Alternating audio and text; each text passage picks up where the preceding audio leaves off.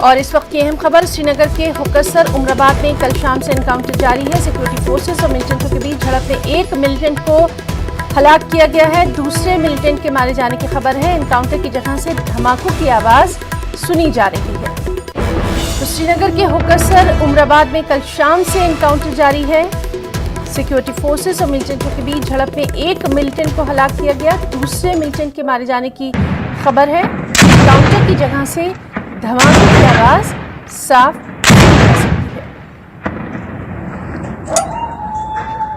कुत्ते भी रो रहे हैं।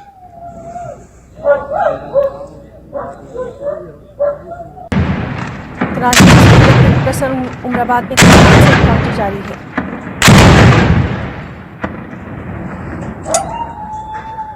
कुत्ते भी रो रहे हैं।